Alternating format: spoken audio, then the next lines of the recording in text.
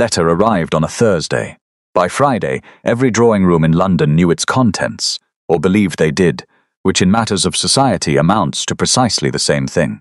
By Saturday, when Viscount Velicott appeared at the Ostwick musicale with his jaw set, and his evening coat immaculate, and his eyes carrying the particular flatness of a man who has decided that composure is indistinguishable from innocence, the whispers had already arranged themselves into something resembling verdict. What no one knew, what no one in that candle-lit room with its gilded chairs and its studied indifference could possibly have known, was that the letter had not been written in anger. It had been written in the same steady, unhurried hand that managed the Velicott household accounts, negotiated the timber contracts, and had once, in the second autumn of a marriage nobody had expected to last, quietly prevented an estate from ruin without telling a single soul it had been in danger. Araminta Velicott had written that letter the way she did everything, completely, without flinching, and with full knowledge of what it would cost her. She was not in the room. That was the first thing Lord Dacre noticed when he arrived at the musicale and found the Viscount standing near the south window with a glass of wine he was not drinking. Araminta Velicott, who had attended every significant gathering of the season with the quiet, undemonstrative competence of a woman who understood that her presence was not optional, was absent, and her husband, who had spent 2 years treating that presence as furniture, was scanning the room for her with an expression he had not yet learned to conceal. He was looking for her. He would not find her here. What he would find, before the evening was finished, was a document he had not anticipated, delivered by a solicitor he did not recognize, containing terms that were entirely legal, entirely fair, and entirely devastating. And at the bottom, in that same steady hand, a single line that would occupy the architecture of his mind for the rest of his life. "I have kept my half of every bargain we made. You may verify this with Eves." The Viscount read it twice. Then he folded it with the careful precision of a man handling something that has already detonated. And the woman who had written it was 60 miles away in the house she had saved, in the library she had built, watching the November light fall across grounds that, as of this morning, were legally hers. She was not smiling yet, but she would. The house was called Meyerwick. It sat on 40 acres of good Wiltshire ground, and it had come to Araminta not through inheritance, not through charity, but through a clause in the marriage settlement that her father's solicitor had inserted at her quiet insistence 3 weeks before the wedding. Her father had not understood why she wanted it. Her mother had not understood either. The Viscount had certainly not understood, because the Viscount had not read the settlement with any particular care, having already decided that the woman signing it was not the kind of woman who required careful reading. He had been wrong about that from the beginning. He had simply never had occasion to discover it. Meyerwick had been a ruin when she first saw it. A roof that had surrendered to 3 consecutive wet winters, walls that smelled of damp and old argument, grounds that had gone back to meadow with the cheerful indifference of land that has been neglected long enough to forget it was ever managed. The steward assigned to it by the Velicott estate had been drawing a salary for 4 years without, as far as Araminta could determine, performing any function beyond existing. She dismissed him in the first month of her marriage, quietly, without fuss, and replaced him with a man named Pritchard, who had small, watchful eyes and a talent for drainage that bordered on the spiritual. By the end of the first year, the roof was sound. By the end of the second, the grounds were productive. By the Thursday morning, when Araminta sat in the library she had furnished herself, book by careful book, watching the November frost dissolve from the south lawn, Meyerwick was the finest small estate in the county, and every person within 10 miles knew that this was the work of one woman's hands and mind, and the particular quality of attention she brought to everything she decided was worth saving. She had decided 2 years ago that her marriage was not. This was not a decision made in bitterness. Araminta Vane had married Edmund Velicott, Viscount Velicott, with the practical clarity that characterized everything she did. He was 31, she was 24. He was handsome in the angular weathered way of men who spend more time on horseback than in drawing rooms, possessed of a title that was respectable if not glittering, and an estate that was solvent if not flourishing. She had no illusions about love. She had read enough of her mother's marriage to understand that love, as a foundation, was rather like building on sand, scenic until the tide came in. What she wanted was a fair exchange, partnership, the kind of marriage where 2 people of complementary abilities build something together that neither could have built alone. Edmund had wanted an heir. This was not in itself unreasonable. Viscounts required heirs. It was the arithmetic of rank, and Araminta had understood it when she signed the settlement. What she had not understood, what she could not have understood until she was inside the marriage and had learned its interior geography, the way you learn a house you must live in, regardless of its flaws, was that Edmund's desire for an heir was the entirety of his interest in her. Not the beginning of his interest, the entirety of it. She was a vessel for the succession. A competent vessel, he would have acknowledged if asked. Well-maintained, unlikely to cause difficulty, but a vessel nonetheless. The household had understood before she did. Holt, the Velicott butler, a man of 60, with the discreet observational powers of a churchman who has heard too many confessions, had begun within the first month to direct domestic questions to her rather than to the Viscount, not because he was told to, because he recognized with the instinct of someone who has served great houses all his life, where the intelligence of a household actually resided. Mrs. Fenn, the cook, had presented her with the kitchen accounts in the second week and watched her read them with the expression of a woman handing over a burden she had carried alone for too long. The accounts were a disaster, not through dishonesty, through indifference. Edmund had never looked at them. Edmund had never looked at any of it. He rode, he hunted. He spent 3 months of every year in London, and when he returned to the estate, he walked through rooms that had been transformed by his wife's management, without noticing that anything had changed. This was not malice. Araminta had understood by the end of the first year that it was something harder to work with than malice. It was a complete and total absence of curiosity about her as a person. He did not ask where she had learned to read estate accounts. He did not ask about her family beyond the perfunctory inquiries of a man who has gathered the necessary information and filed it away. He did not ask what she thought about the proposed enclosure of the North Field, though she had opinions that turned out to be correct, or the dispute with the neighbouring estate over the mill rights, which she resolved through a letter so precisely argued that the opposing solicitor wrote back to compliment the Viscount's legal mind. Edmund had accepted the compliment without mentioning that the letter had been written by his wife at the desk in the morning room while he was in London. It was the millwright's letter that had first made Eves look at her with something approaching reverence. Eves, the Velicott estate steward, had spent 20 years watching landed men make decisions about land they did not understand.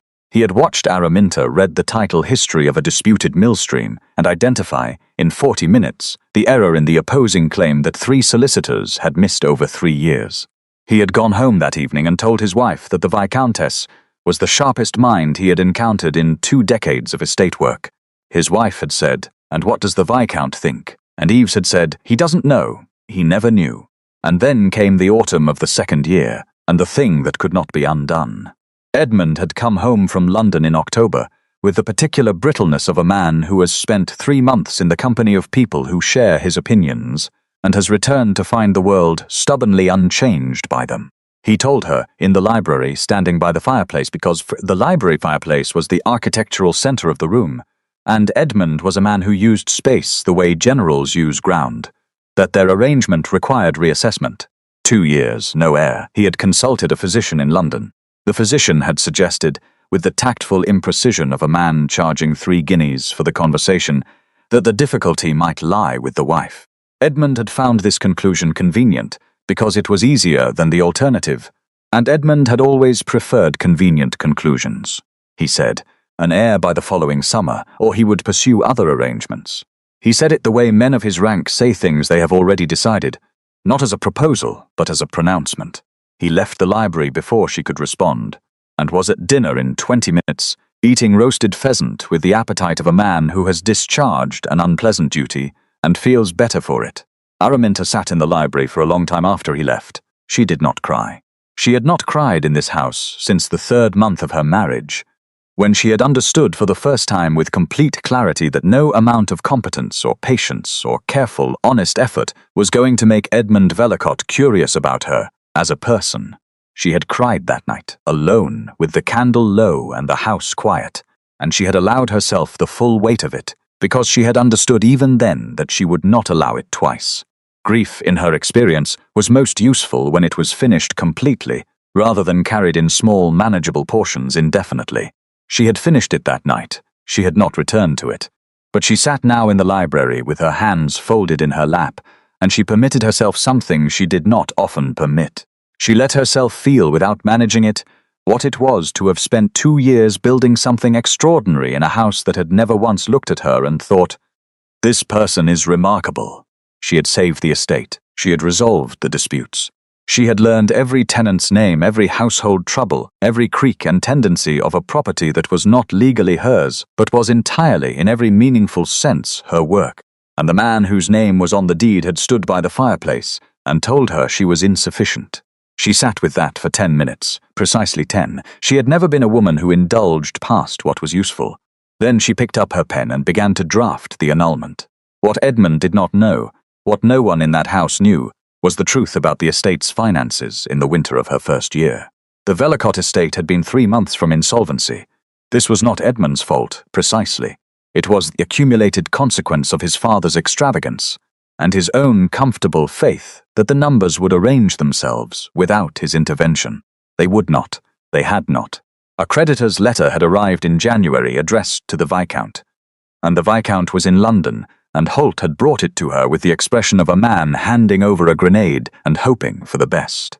She had spent 4 days with the accounts, 4 days in which she had not slept more than 3 hours in any given night, and had eaten at her desk, and had emerged with a solution so precisely executed that it required the cooperation of 2 of her father's financial contacts, a renegotiation of 3 existing debt instruments, the sale of a parcel of unentailed land in Somerset that had been generating nothing but property tax for a decade, and the careful redirection of the Meyerwick rents, which were hers by the settlement, and had been quietly accumulating into a reserve that stabilized the estate's position within 6 months. She had never told Edmund, she had considered it. She had understood with the steady, unflinching honesty that was her particular burden, that a man who was told his wife had saved his estate might respond with gratitude, or might respond with the specific humiliation of a proud man who has been rescued by someone he had not thought worth consulting. He had known which was more likely, so she had said nothing. She had fixed it the way she fixed everything, completely and without ceremony, and filed the knowledge away in the place where she kept the things that were true and inconvenient, and hers alone. Edmund had never asked why the estate's financial position had improved so markedly in the spring of his 2nd year. He had attributed it, in the vague way of men who prefer not to examine their good fortune too closely, to the general improvement of agricultural yields. It had not been the agricultural yields. Now she sat in Meyerwick's library on a Thursday morning and thought about the solicitor who would deliver the annulment papers that evening, and thought about Edmund's face when he read the line at the bottom, and thought about the fact that somewhere in the Velicott estate accounts, buried in a column of figures Edmund had never once examined, was a record of every debt she had cleared, every contract she had renegotiated, every quiet decision she had made to preserve a house whose owner had not known it was in danger. She thought, he will look now. He did. Edmund Velicott arrived at Meyerwick on a Tuesday 8 days after the musicale. He came without warning, on horseback, in cold weather, and alone, without his steward, without a solicitor, without any of the administrative machinery that men of his rank typically deploy when they intend to conduct a negotiation. Pritchard watched from the stable yard with the expression of someone who has been expecting a siege and seen a messenger arrive instead. Edmund came like a man who has spent 8 days reading things he should have read 2 years ago, and has not yet decided what to do with what he found. Araminta received him in the library, not the drawing room. The library where she worked, where the account books lived, where the evidence of everything she had built was arranged on shelves and in ledgers with the quiet, accumulated order of a woman who had decided that the only record she owed anyone was an honest one. She did not stand when he entered. She finished the sentence she was writing. Then she looked up. Edmund had aged in 8 days. Not physiologically, and yet it was visibly true in the way that certain kinds of knowledge age a face from the inside. He looked like a man who had walked into a room expecting one set of walls and found the architecture entirely different, and understood that it had been different all along. "You saved the estate," he said. "Yes, in the first year, January through May. The Somerset land was sold in March." He was quiet. Outside, the November wind moved through the beech trees along the western edge of the grounds, and the sound it made was the sound of a season ending. "Why did you not tell me?" Araminta set down her pen. "Because you had already decided what I was. Telling you would not have changed that. It would only have embarrassed you, and you would have found a way to make that my fault.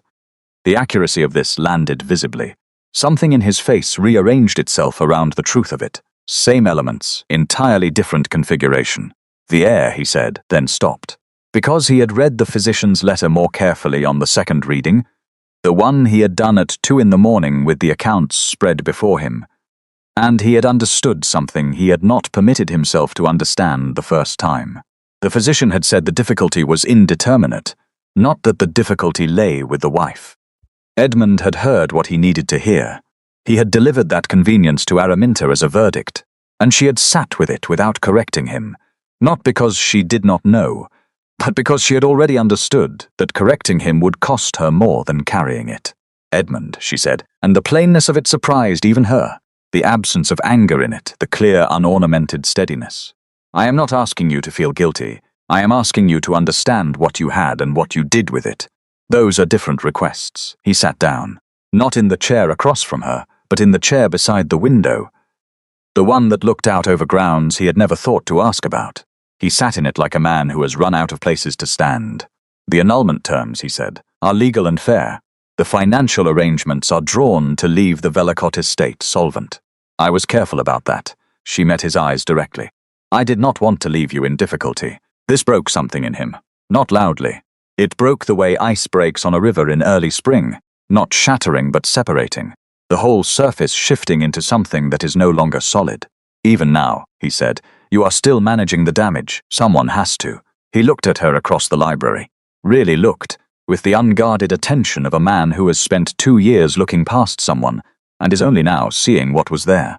And what he saw, in the November light of a room she had built in a house she had saved while simultaneously saving his, was not the woman he had married, which was to say the woman he had assessed and found adequate for his purposes. He saw a woman of such complete and formidable inner resource that his purposes seemed, in retrospect, almost comic in their smallness. The millwright's letter, he said. The solicitor wrote to commend my legal mind. I remember. I kept the letter. I read it more than once. I was proud of it. He stopped. I never understood why the praise felt slightly wrong. Araminta said nothing. She watched him work out a sum he had had the numbers for all along. It was yours, he said. Yes, all of it. The argument, the research, the letter. Yes, he breathed out slowly. The exhale of a man putting down something he had been carrying without knowing its weight. How much of what I accepted credit for without knowing it was yours? Enough, she said. He stood. He did not have a speech prepared. That was perhaps the most significant thing about him in that moment, that he had come without architecture, without position, without the performed authority of his title arranged behind him like scenery. He was simply a man who had read the accounts and arrived at the only conclusion they supported. I will not contest the annulment, he said. The terms are more than fair. He moved toward the door, then stopped with the particular hesitation of someone who has reached the boundary of what they prepared to say and understands that what comes next must be unrehearsed or it will be worthless. I am sorry, not for the things I did. I am sorry for the things I did not do. I think that is the larger debt. She did not tell him he was forgiven. She did not tell him he was not. She said, I think you are beginning to understand what was here. And that sentence, which gave him nothing and withheld nothing, and was simply and precisely true, was more than he deserved and exactly what he needed. He left, the door closed. Araminta sat alone in the library for a long moment. Then, with the slow deliberateness of someone performing an action they have decided to perform fully and not manage, she closed the account book in front of her, set her pen down on its rest, and let the silence of the room be exactly what it was. Not peaceful, not triumphant. Just the silence of a woman who has spent 2 years being extraordinary in an empty room and has finally, today, closed the door on it for good. She had not understood until this moment how much of her composure had been armor, not weakness. She would not call it weakness, but the necessary hardening of someone who has learned that softness in a place where no one is looking is simply softness wasted. She was 30 years old. She had saved an estate, built a library, resolved disputes that grown men had failed to settle, and conducted herself throughout the entirety of it with a self-possession so complete that even the servants who loved her had never once seen her falter. She put her face in her hands, not to weep, not quite, but to simply be, for the length of 3 breaths, a person without a performance to maintain. to acknowledge, in the only private way remaining to her, that it had been hard, that the indifference had been hard, that the verdict about the heir, delivered and accepted in silence, had been very hard indeed, that she was glad it was over, and that she was also, underneath the gladness, in the specific way of people who have held a thing together through sheer will for so long that releasing it is its own kind of grief, exhausted. 3 breaths. Then she lifted her head, straightened her back and reached for her pen. There was still the letter to Pritchard about the spring planting. There were the Meyerwick accounts for November. There was work, good work, hers. She did not know, sitting in that library on that Tuesday afternoon, that the man she would eventually love had been at the Wiltshire Agricultural Exhibition 3 weeks earlier, in the back row, listening to her present a paper on drainage rotation with the focused attention of someone who has just heard a genuinely original idea and is not yet sure whether to be impressed or unsettled. She did not know that he had asked a question afterward. A good question, the kind that showed he had actually listened, and that she had answered it with the direct, unperformed precision that characterized everything she said, and that he had walked home along the river thinking about drainage, which was not what he was actually thinking about. His name was Oliver Fenwick. He was 33, a landowner of modest acreage in the next county, a man of quiet reputation and excellent drainage of his own. Not a coincidence, as it turned out, but the result of the same methodical study of soil and water that Araminta had been conducting independently for 2 years. He had read the same agricultural journals. He had arrived at several of the same conclusions. He had become, in the way of people who have been thinking carefully and alone for a long time, slightly starved for someone who understood what he was talking about. He called at Meyerwick in December, ostensibly about a shared boundary question that Pritchard could have resolved in 20 minutes. Araminta understood this. She received him in the library anyway, because the library was where she did serious work, and she had the instinct, not yet fully formed, more like the first indication of a change in weather, that this particular visitor was serious. He did not compliment her management of Meyerwick, though it was evident he had noticed it. He did not ask carefully neutral questions about her circumstances, though the county knew them well enough. He sat across from her and said, without preamble, that her paper on drainage rotation had identified an error in the standard approach that he had been suspecting for 3 years without being able to articulate, and asked how she had come to it. Nobody had ever asked her that. Not how she had done it, how she had come to it, the intellectual path, the thinking underneath the conclusion. She told him. It took 40 minutes. He asked 7 questions, every one of which was worth answering. Pritchard, passing the library door twice on household business, caught Araminta's expression through the glass and went directly to Mrs. Fenn in the kitchen and said that the Viscountess was having a conversation, Mrs. Fenn, who had known Araminta for 2 years and understood the precise significance of that distinction, put the good tea on without being asked. Oliver came back in January-February.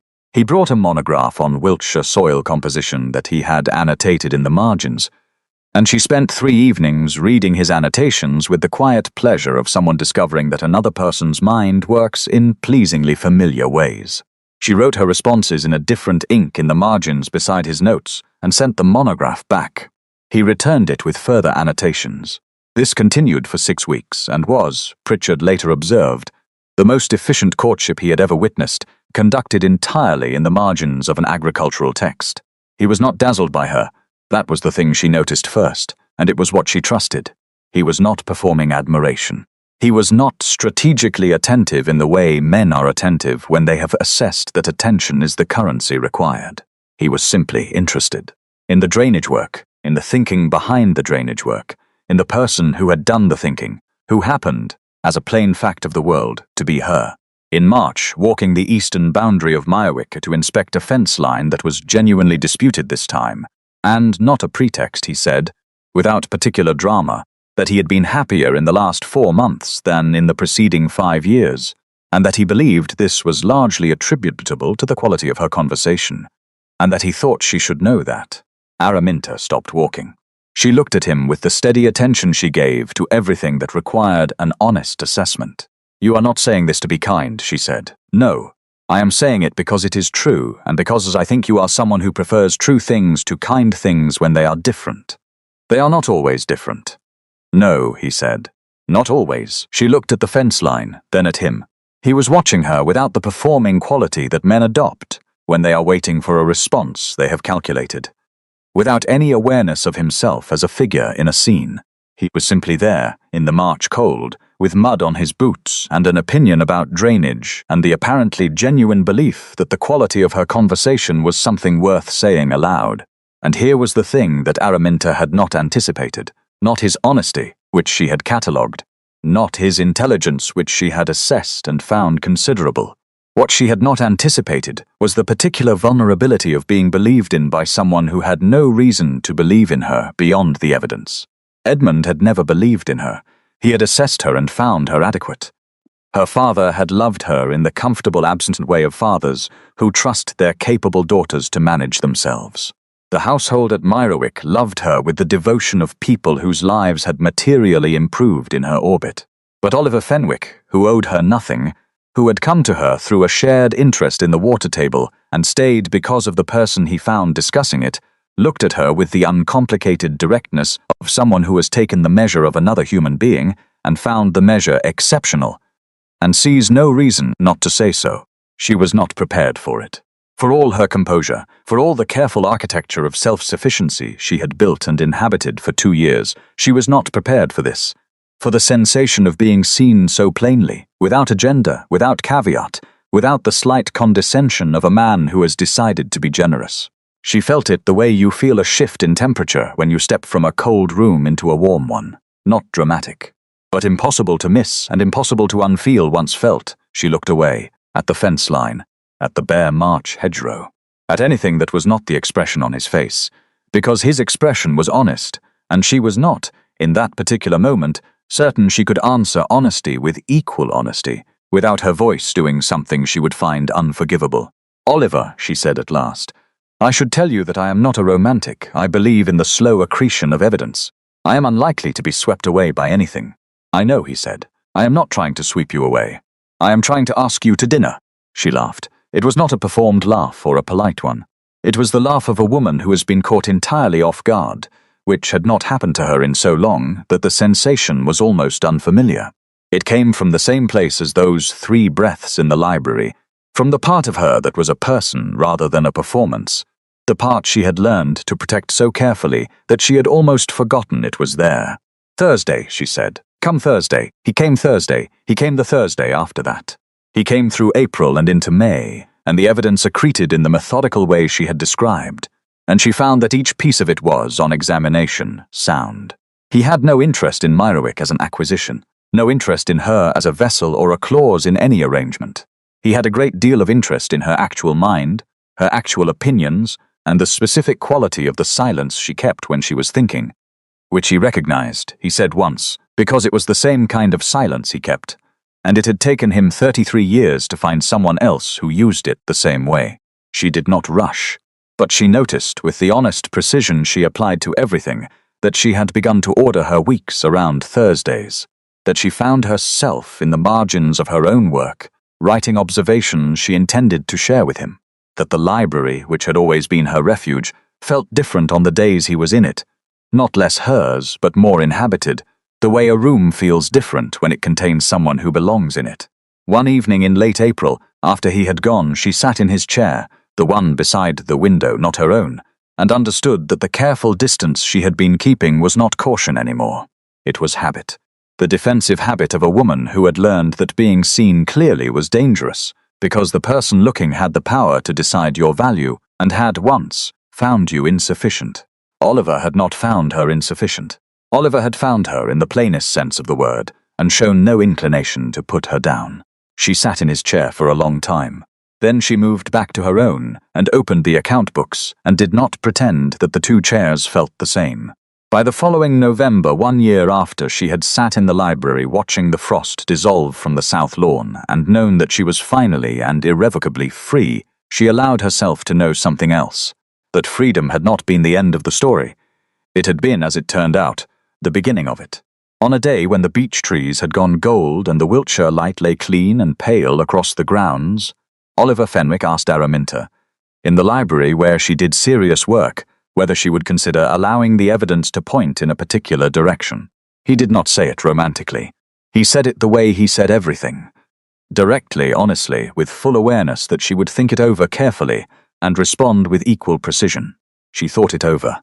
She thought about the annotated monograph and the 7 questions and the Thursdays and the chair beside the window and the 3 breaths in November with her face in her hands. She thought about what it had taken to build a life that did not require anyone, and what it had taken, the harder thing, to allow someone carefully, deliberately, with her eyes fully open, into it. Yes, she said, the evidence supports it. He smiled. She smiled. Outside, Pritchard, who had been finding reasons to work near the library window for the better part of an hour, went directly to Mrs. Fenn and said, she said yes. Mrs. Fenn did not ask how he knew. She put the very good tea on. Edmund Vellacott in London 3 years later stood in the House of Lords and gave a speech on the legal rights of married women in matters of property and estate management. It had taken him 3 years to write it, not in the drafting, which took 6 weeks, but in the living. In the visits to Eves, who had shown him, column by careful column, exactly what had been done and how. In the conversations with his own tenants, who spoke of the former Viscountess with the particular warmth reserved for people who have actually listened to them. In the quiet accumulation of understanding that comes to a man who has decided that an education, however painful its source, is something to be used rather than buried. The speech was precise, well-argued. It showed genuine understanding of the practical realities of estate work from the inside. Several colleagues wrote to compliment his insight. He thanked them, and the praise felt right for the first time in his adult life, because this time it was entirely, honestly his. Earned, not assumed. He did not send a copy to Araminta. It was not for her, it never had been. It was for the man he was still in the process of becoming, built from the particular kind of education that only loss provides, and from the decision to let that loss mean something rather than nothing. Araminta Fenwick, in the library at Meyerwick on a November morning, read the parliamentary record with her husband beside her. Oliver read the speech over her shoulder without being asked and said quietly, "That is well done," she agreed. She felt for it something that was not quite satisfaction and not quite forgiveness, but was adjacent to both. The recognition of a mind that had finally, genuinely, decided to do the work. She turned the page. Oliver turned back to his monograph. The fire was good. The tea had lemon in it, not milk, because Oliver had asked in the second week how she took it and had never needed to be told again. Outside, the November grounds were exactly as she had built them. Beech trees and frost, and the particular quality of morning light that falls on things that have been properly tended and allowed over time to become what they were always meant to be. Pritchard's fence along the eastern boundary was sound. The spring wheat was already planned. The library held 2 chairs now, both of them used. She had kept every bargain she had made, saved what was worth saving, built what deserved to be built, and let the rest go with her hands open and her head clear. She had found in the margins of an annotated monograph, in the mud of a March fence line, in 7 questions worth answering, a man who understood that seeing someone and assessing them are entirely different acts, and had never once confused the two. She set down her tea, reached for her pen. The accounts for November were waiting, and after that the spring correspondence, and after that a paper she had been drafting on soil composition that was going to be, she thought, the best thing she had written yet. It was a very good morning. It had been a very good year. There would be more. If you stayed until the end of this story, then you are exactly the kind of person this story was made for. The ones who notice things. Share it with someone who needs reminding that being unseen is not the same as being unremarkable. Leave a comment with the moment that stayed with you. And if Araminta's story earned a place on your screen, you already know where the subscribe button is.